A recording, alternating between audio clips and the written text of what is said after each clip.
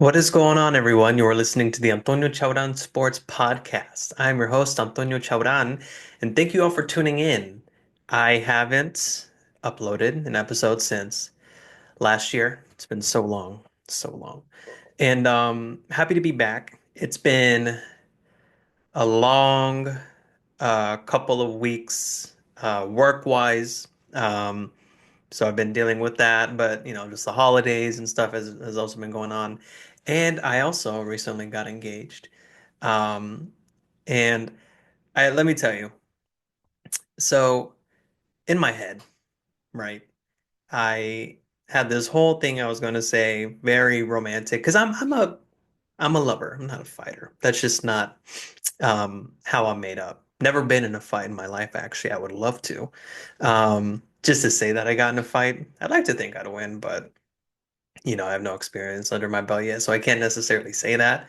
Um, and so, and I've been with my girlfriend, now fiance, um, for almost 8 years. And I mean, maybe it's the writer in me because I am also, well, I went to school for communications, a concentration in journalism, and I have a way with my words, I like to think. And so, like anytime it's been anniversaries or birthdays and stuff, I've always written her these really nice cards and pouring my heart out and stuff, all that good stuff. And I had it all in my head. I was ready to have like this whole monologue of being the most romantic person ever. And keep in mind too, when I asked her, I had hired a photographer. At the time, we had told her, my friend, that this was going to be a like family photo, so she knew a photographer would be there, but the whole time it was just the proposal. And so it's just us two and the photographer, and we were waiting for my family, even though they were never going to show up because that wasn't the purpose of this. And we're trying to find a spot. I find a spot that I want to do. It's very secluded, and I get nervous. I ask her, but it's not in this most romantic way that I intended for it to be. Um, to give you context, there's this local sushi spot in DC called Kaz, and she had made mention of it a few weeks before the proposal. She's like, "Hey, we should go to Kaz for our 8 years," and I'm like, "Oh, cool." Obviously, in my head, I'm like, "It won't need to be for our 8 years because we'll be engaged at that point." Um, and I tell her, fast forwarding now to right before I'm about to propose to her, like, "You know what's crazy?" She's like, "What?" I was like, "We're not going to need to go to Kaz for our 8 years."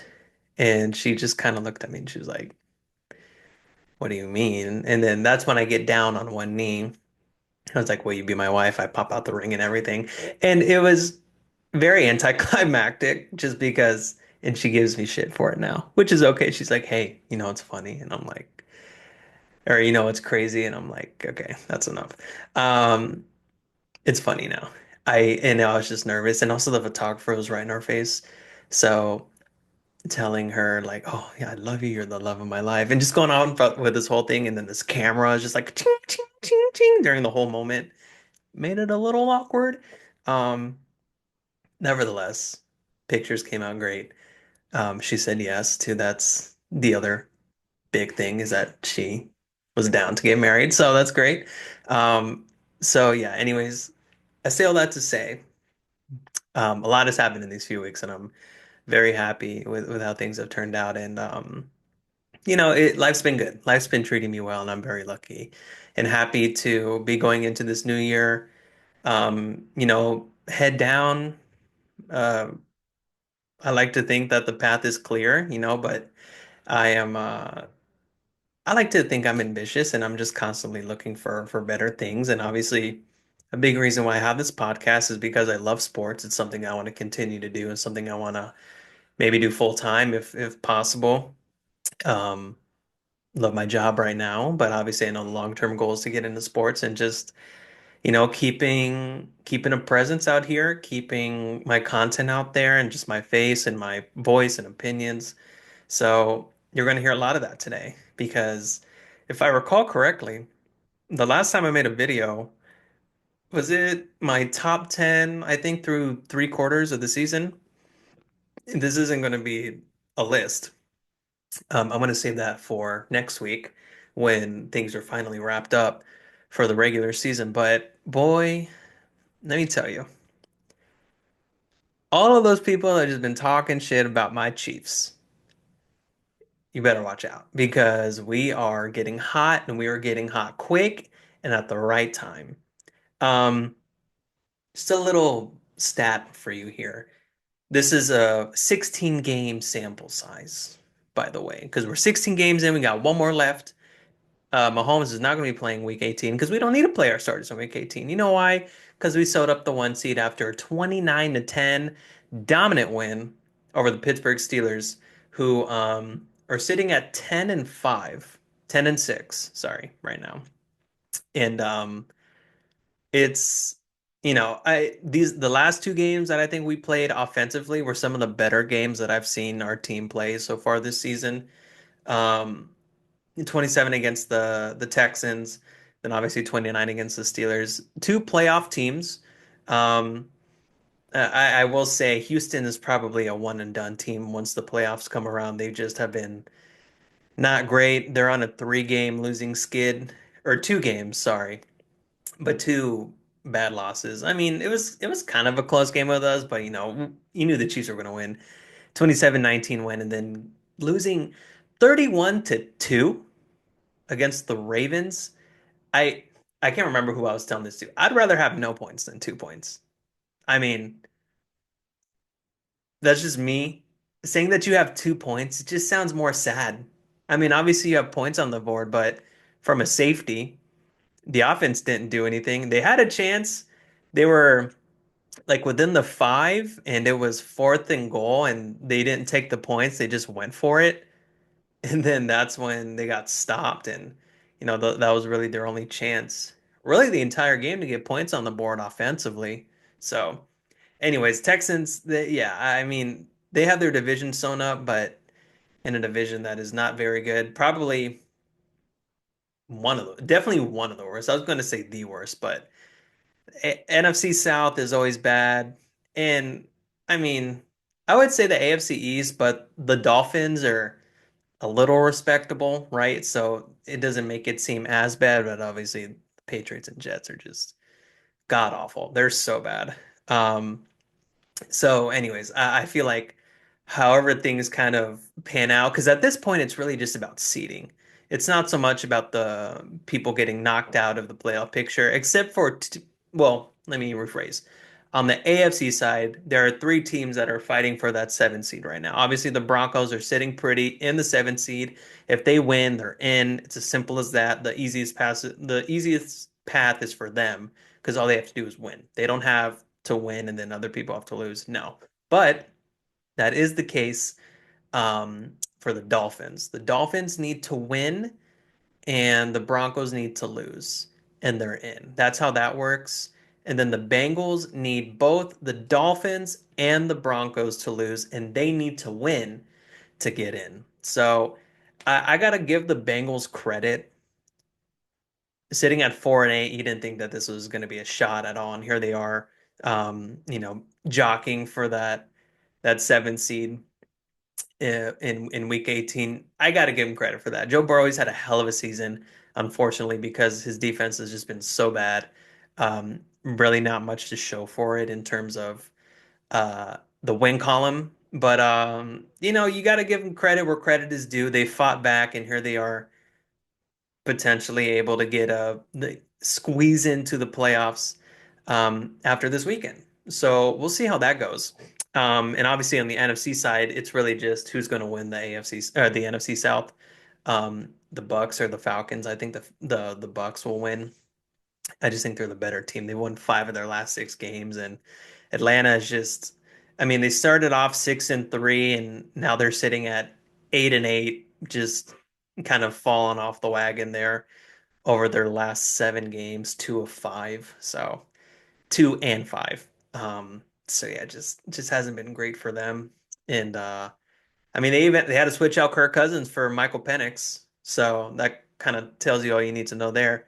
Um, anyways, I alluded to earlier that I was gonna throw out some stats here because Patrick Mahomes starting off wasn't great.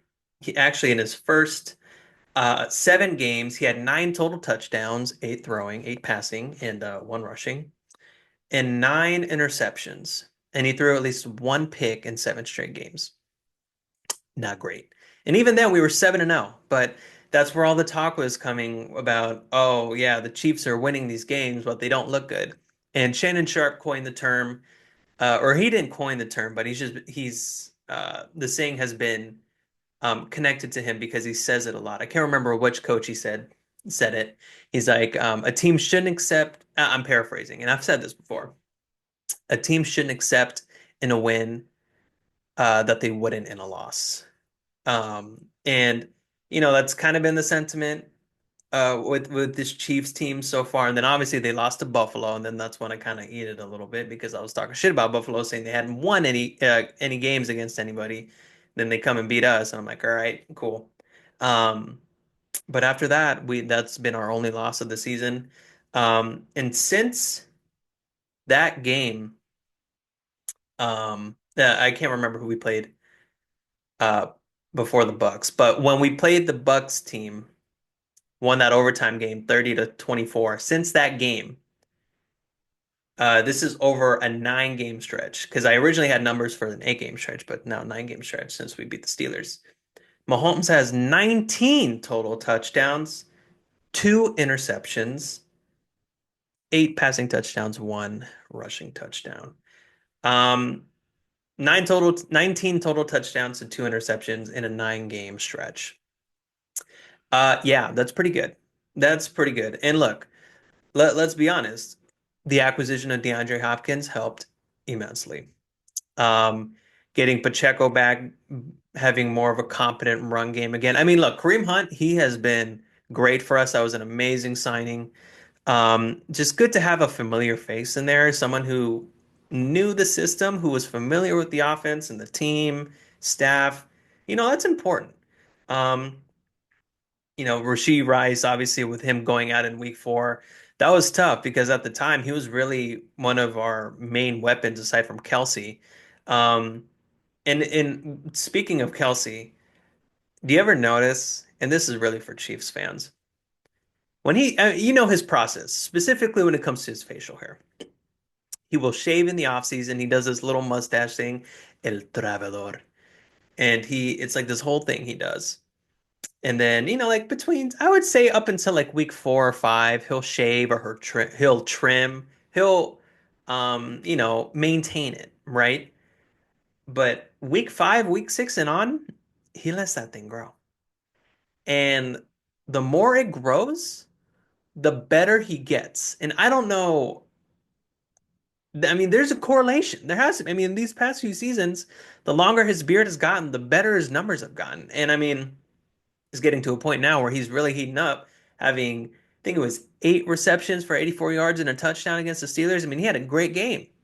And I mean, and he also broke the most touchdowns by a tight end, receiving touchdowns by a tight end, uh, that was originally held by former Chief legend Tony Gonzalez. So, um, it was a big game for him, and it was a game that he needed to have at the right time because obviously, if we won that game, that's all we needed to do is win that game against Pittsburgh, and we sewed up the 1 seed, and that's exactly what happened.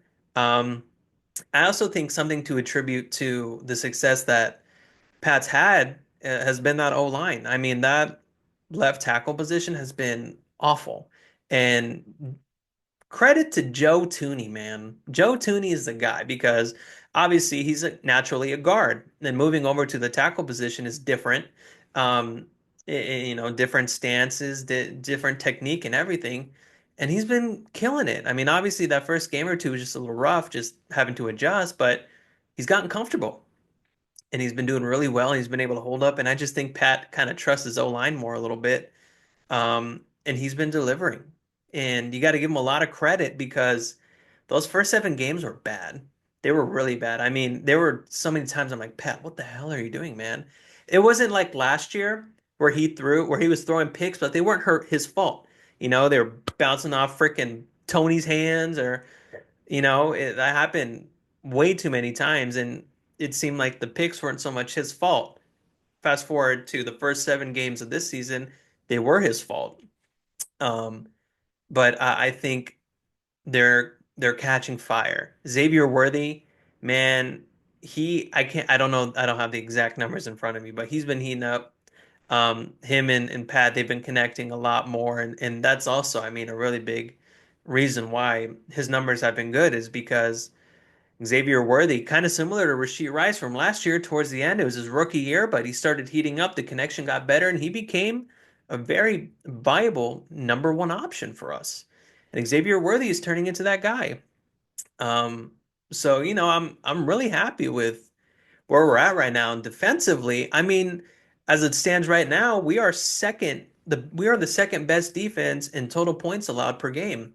Number one are the Chargers, 17.6 points per game. Obviously, that win against the Pats, winning what was it 40-7? I mean, God, they're so bad. But obviously that brought it down a little bit, or else we probably would be number one. We're right behind him at 18 flat points per game allowed. Then you have the Eagles at number three, 18.1. Vikings at 18.8, and then the Broncos rounding up the top five at 19.4. So defense is where it was this time last season, and I have voiced this many times that the defense was, if not the main, like one of the big reasons, the reason why we won the Super Bowl last year. I mean, they played lights out, and obviously, the defense is a little bit different this time year around, especially given the absence now of the Jerry Sneed, and then we lost Joshua Williams early on. I'm sorry, Jalen Watson, and that was tough. But I think he may be coming back. Watson may be coming back soon, hopefully, because he's our best corner for sure. And yeah, I mean, you can't. If you're a Chiefs fan, you feel so confident right now. You feel so confident because, and I was telling Fran this. I can't remember if it was just. I think it was a few weekends ago when we were watching some games. I was like, you know what? You know what makes me feel good is that people are so quick to point out when the Chiefs win games that are ugly, and they're like, that shouldn't have been an ugly game. They should have won that convincingly, or this or that or the other. There are games that other teams have either won by the skin of their teeth or have just flat out lost.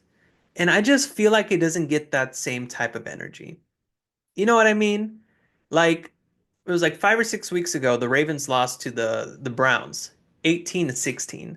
And people are like, "Oh, it's a divisional game. The Browns always play them tough." And then the Browns beat the Steelers like a few weeks after that, and they're like, "Oh, it's just that AFC North, tough, gritty game. That's just what."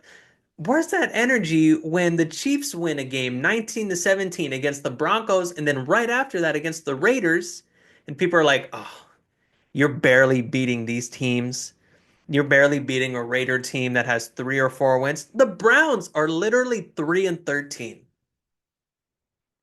Literally, they have 3 wins. Like, and two of them are against divisional opponents, the Ravens and Steelers. I think the other one was like Jacksonville early in the season.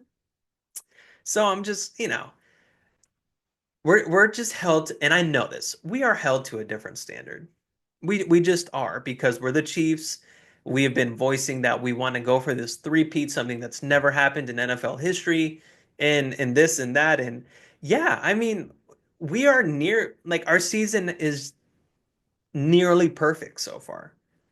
And I said this too when we lost to Buffalo. I'm kind of glad we lost that game because obviously there's going to be that pressure to go win the three-peat, but then there's also just that little added pressure of going undefeated. Like that just doesn't have like can you imagine the pressure of like oh having an undefeated season and winning 3 straight Super Bowls? I mean me personally I feel like that just takes a little bit off. So again, I'm not in that locker room. I'm not on the team. Maybe it's the same amount of pressure as it is now, but I personally feel like as a fan and just my again, personal opinion, I feel like that took a little bit of pressure off. And so, hey, I'm 15-1, 16-1, or 15-2.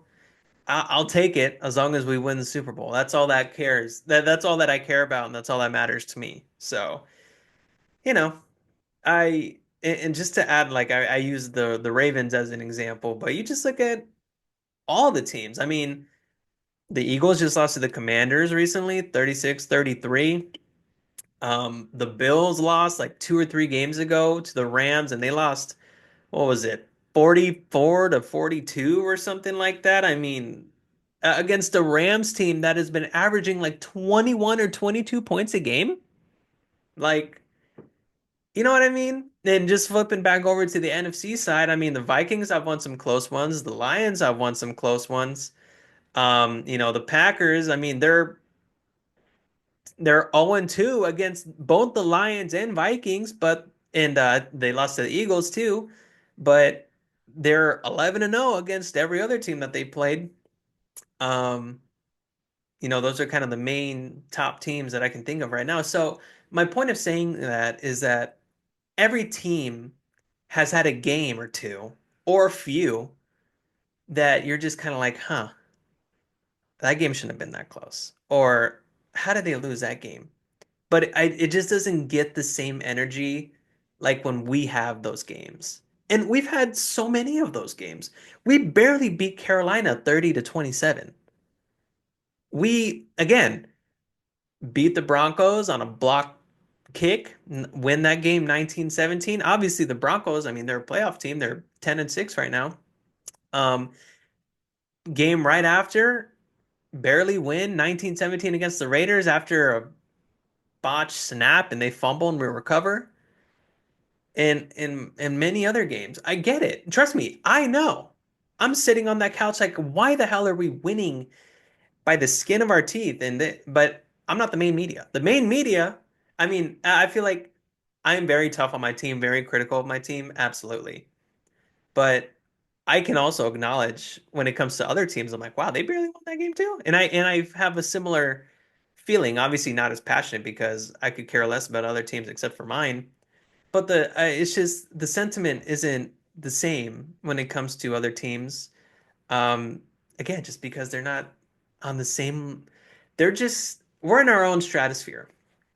We really are. At the end of the day, you have to look at the Chiefs and you need to acknowledge that. All right, so let's move on here. I wanted to talk about just the seating overall and where we stand as of today, because obviously it's going to change. So on the AFC side, we have the Chiefs number one overall seed. Then we have the Bills at two, Ravens at three, and Texans at four. Those are currently the division leaders for all four divisions in the AFC.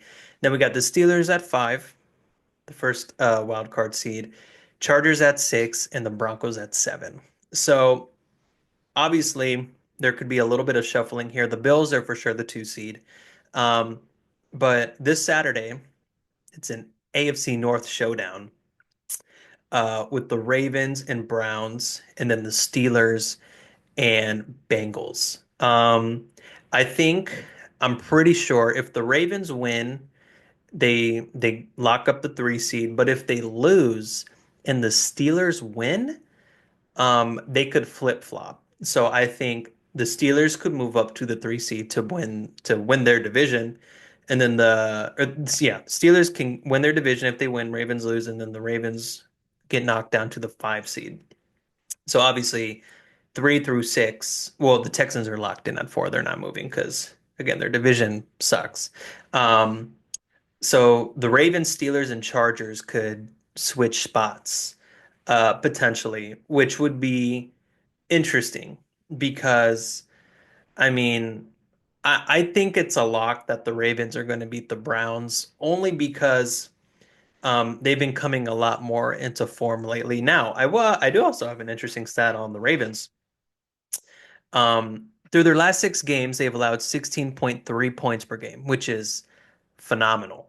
But obviously, a lot of that is due to the 2 points that they allowed against the Texans. But one thing I did want to make note of, they have only won one game when they have scored under 30 points, which is, I don't know. I just found that interesting because obviously, once the playoffs come around, you're going to be playing some of the better defenses, and you may not get to 30 points. So, um, I would, just keep an eye out on that because I mean, obviously the Bills defense has not been great. There was a stretch where they allowed 44 points and then 42 points. They won that game. It was against the Lions. They won 48 to 42, but still you're allowing 42 points. That's just crazy. And actually, I'm talking about the Buffalo defense. Their last four games, I just wanted to point these out to you. They have allowed progressive improvement. You will see. But let me show you why that's the case. So they allowed 44 points against the Rams, which are the 20th. They have the 20th most um or maybe that's not the best way to say it. They are ranked 20th out of 32 in points scored per game. The Rams are. The Lions are the first 10 points scored per game, and they allowed 42 points on them. So, the Lions are a juggernaut. They score like 33 points a game. Then they kind of squeaked one out a little bit, if you want to say. The 24 to 21 win over the Pats. They allowed 21 points against the Pats, who are the 30th, ranked 30th in points scored per game. And then there's their last game against the Jets, who they absolutely rocked. They allowed 14 points, and the Jets are 24th in scoring. So I point that out only because, yes, their last two games they've allowed 21 points and 14 points. But that was against the Patriots, who have three wins, and that was against the Jets that have four wins. And their offenses are inept. So just something to, keep an eye on, just from an AFC side. Um, but yeah, and so rounding up that seven seed, the Broncos, the Dolphins and Bengals are right there. So like I already said, the Bengals need the Dolphins and Broncos both to lose, and then they're in. The Dolphins just need the Broncos to lose, and they need to win to get in. And all the Broncos need to do is win. It's all they need to do. Now, it's interesting with the Broncos because a lot of the starters for the Chiefs are going to be out. So it's not a freebie. Obviously, we're still going to try to win, but it's going to be a lot easier with all of our starters out. So all I'm going to say is Carson Wentz has the opportunity to do the funniest thing ever, um, and stick it to Sean Payton because I don't know. I've ever since he joined the Broncos, ever in that whole tenure with him there, I don't know, kind of soured on me. I'm just not a huge fan of Sean Payton. I think he's kind of a douche, if I'm being 100% honest with you. He's a good coach. I mean, he's been able to turn around the season from last season. They're sitting at 10-6 in a playoff spot, but yeah, not a huge Sean Payton fan. But that's neither here nor there. So yeah, very interesting. Very interesting to see how this is going to play out. Um, I mean, that Steelers and Bengals game is going to be very, very intriguing. And actually, I'm kind of getting ahead of myself because the last part I want to talk about here is, just really the games that you need to watch this weekend, but I'll get to that. Let's flip over to the NFC real quick. Lions have the number one overall seed currently. Eagles at two, Rams at three, Bucks at four. So that's rounding up the division leaders. And then you have the Vikings at five, Commanders at six, and Packers at seven. I'm going to sound like a broken record here, just for the simple fact that every person on sports media is saying this, but it's true.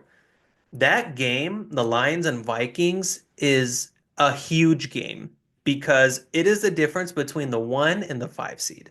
It is the difference between having a bye week and then having every game that you play all the way up to the Super Bowl be on your home turf compared to being the five seed where you have to play in the wild card round and you're essentially fighting an uphill battle from there, depending on, how the rest of the games go. Um, because theoretically, I mean, let's say it played out the way it is and nothing changes. The Vikings would have to go to Tampa that first game. And look, I feel like the Bucks record is a little bit deceiving of just how they are as a team. They're 9-7. You could look at them and you'd be like, I mean, they're 9-7. They've won five of their last six games. Baker is having the best season of his entire career And, you know, this is a good Bucks team. It's not going to be an easy game to play by any means. And let's say they get by the Bucks. I think, I mean, then they have to go play um, Detroit, depending on who wins those the Eagles and Packers game, and then the Rams and Commanders game. And I feel like I mean, I could see the Rams losing against the Commanders potentially. So then let's say but again, regardless, you're going to have to play um, potentially the Eagles because they have the higher seed. So you're going to have to play two home games or two away games regardless against two really good teams. I mean, I think the Eagles are a lot better than the Bucks, but again, d depending on how it all just kind of plays out, again, that five seed, the route that you would have to go is just so much harder than that one seed, and you're just sitting up there pretty. Again, a Vikings team that's 14-2. I mean, it's just so unprecedented. Like the NFC North, the teams coming out of that division, aside from the Bears, um, it's just it's crazy. It's just so OP. It really is. I mean, the Packers, they're a great team. I mean, they're 2-4 in their division. But it's against arguably the two best teams in the NFC, right? So, or at least two of the three. Um, because the Eagles could definitely make an argument there. Um, but yeah, I mean, I think the NFC is a tougher gauntlet to get through than the AFC right now. I just feel like there's more deep teams. Or the NFC is just more deep with better teams in comparison to the AFC. I think you can strongly say that the three top teams, and then there's like a gap, are the Chiefs, Bills, and Ravens. I think there's a clear bar between those top three and then the Texans, Steelers, Chargers, and Broncos, respectfully. With the NFC, you have the Lions, you have the Eagles, you have the Vikings, you have the Packers. I mean, and then I feel like the Rams, I mean, where they started, now they're about what, 10-6 or something like 10-6, 11-5, something like that. The Commanders too, they beat the Eagles like a few weeks ago, and they're having the one of their better seasons in recent history. Like, yeah. I mean, I think you could say the worst team are probably the Bucks, and I was just talking about how they're 9-7, but they're a better team than their record suggests. So, you know, I think it's going to be a great weekend. Um, as a fan of a team that already has the number one seed locked up, I'm sitting pretty. I really am, and I'm just really curious to see how the rest of this kind of goes. And I can't wait for next week to just kind of go through the playoff picture, who I think is going to win, how I think the matches will play out, and yeah, the matchups. I mean, and so yeah, that's really exciting. So I'll wrap up here with just games that I feel like you just absolutely have to watch. You got to watch that Steelers and Bengals game. The Steelers have lost three straight games, albeit against some of the best teams in the NFL. Not to, I say that humbly. The Ravens, Eagles, and the Chiefs. Yeah, I mean that's a tough gauntlet. It's really tough. Um, I don't know if that says more just about the teams that they played or the Steelers, where all right, they're kind of punching up at competition in comparison to it being kind of a level playing field. And the Bengals are hot. You got to give it to them. They're hot right now. Um, they've won five straight games, and they're desperate. Is it five straight games or four straight games? They've won four straight games, I think. Um, they're desperate. They need this game, and if they lose, they're out of the playoff picture. Um, so I'm not gonna like give predictions here, but I that's a great game that you need to watch, and it's going to be interesting how it plays out because let's say the Steelers win that game, the Ravens are going to know. They're probably not going to say, "Oh, we're not watching that game. We're preparing for um, the game against the Browns, you're going to be paying attention. Let's be honest. And if you're not paying attention, the fans in the stands are going to let you know. So, um, you know what that reminds me of? That reminds me of when it was the year we won the Super Bowl and we were fighting for was it 2019 or 2020? I can't remember. Or yeah, the 2018-2019 season or the 2019-2020 season. I can't remember. But we were playing ah, who were we playing? I can't remember who we were playing, but we were winning that game and we kind of, broadened the margin a little bit. Was it the Raiders? I can't remember exactly who it was. But the Patriots were playing the Dolphins. And if they lost that game and we won our game, it was Kevin Harlan. He was on the call. And so if the Patriots lost and we won, we would have had the one seed. If we won, but the Patriots won, then it didn't matter. They would have had the one seed. And Kevin Harlan was going back and forth between both of the games because he said we won, and then he said the Patriots were losing against Miami, who had won like four games that season. It was a crazy thing. So I say all that to say, obviously the Chiefs fans knew what was going on, and they were cheering and blah blah blah. And they even said something like um on the Jumbotron, I think, or something like that. They were sharing the score of the other game after the fact. So I don't think they'll be showing the score right before the Ravens game. But I say all that to say, even if you're not directly watching the game or paying attention, you're gonna know. So if the Steelers win that game, I mean that's gonna put on a lot more added pressure for the Ravens because I'm sure they'd much rather be the three seed than the five or six seed. Um, because obviously that takes away some home field advantage for you. Um, But yeah, I think that's going to be a great game. I have the Chiefs and Broncos only because that game can affect three teams. It can affect the Broncos, the Dolphins, and the Bengals. And I'm really intrigued to see how we approach this game because obviously none of our starters are really going to be playing. Um, it's not like we're going to like directly throw the game away. Like we'll be competitive, but I'm really intrigued to see how Andy approaches this game because if we win, great. Um, but at the same time,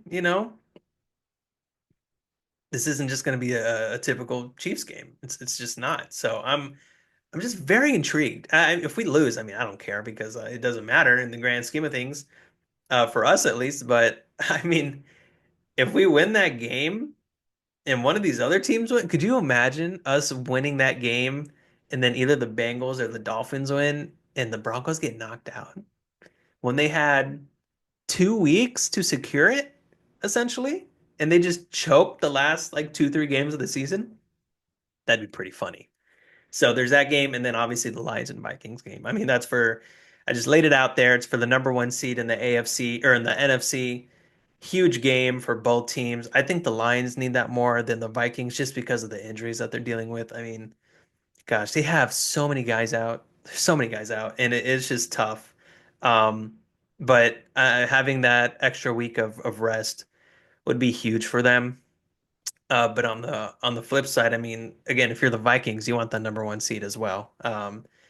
And both being domes and with the Vikings and the Lions, but great home field advantage just because of the crowds. Um, so yeah, you got to watch that game too. It wraps up the weekend, Sunday Night Football. Yeah, I mean, the NFL did week 18 right. They really did. I have a few honorable mentions. The Bucks and Saints. I mean, if you care about just some of the seeding there and if you think the Bucks or the Falcons are going to take their division, the Bucks play the Saints. They both play at 1 p.m. I think the Saints, oh, I'm sorry, I think the Falcons play Carolina, I'm pretty sure. Both 1 p.m. games, so they'll be playing at the same time. If the Bucks win, they're in. That's all that matters. And if the Falcons win, they need the Bucks to lose. So, um, yeah. So there's that one game, and then the Ravens and Browns. I have that as well. I have the Steelers and Bengals there only because um, like both of the teams get affected. Like, because if the Steelers win, then obviously they could potentially get the three seed. And if the Bengals win, obviously the Steelers stay where they're at. They're not knocked out of the playoffs or anything, but they just put the pressure that much more on the Broncos because it's on Saturday. It's not Sunday. So those two Saturday games with the Ravens, Browns, Steelers, and Bengals, every team will be watching, and that just adds in more pressure. So I also have that game there as well. Um, Again, the Browns aren't playing for anything. They've only won 3 games of the season. They were eliminated like 12 weeks ago. Um, but the Ravens, I'm really curious to see how they play against the Browns because they lost the last time they played them, and just as a Chiefs fan, I'm curious to see how they play and if they're coming into the playoffs with the loss as their last game of the season. I just wonder what that'll do to them psychologically, especially given the fact that if they lose and the Steelers win, when they could have been the 3 seed, now they're maybe the 5 or 6 seed now, all because they couldn't beat the Browns. You know what I mean? I just feel like mentally that just kind of does something to you. So, yeah, I am super excited. It's a very fun time. I can't believe the regular season's over after this weekend. It's just flown by. My emotions have been all over the place this entire season. Um, Grateful to be a Chiefs fan though, and I'm very optimistic with how this playoff run is going to go. So we'll see. But I will definitely be back next week. Hopefully, I have someone on here joining me just to go through um, some playoff pictures, playoff scenarios. I won't say who yet because it hasn't been solidified yet, but I'm hoping we lock that up soon. And then the next time you'll see, I'll have someone here with me. We can talk ball. But until then, thank you all for listening. Hope you all had a great holiday and looking forward to the new year. Grateful for everyone that watches and supports me. I really do appreciate it, and I hope to keep, just continuing to grow this channel, this, you know, product that I'm making for you all. I hope you all enjoy it. I hope you find it entertaining, educational.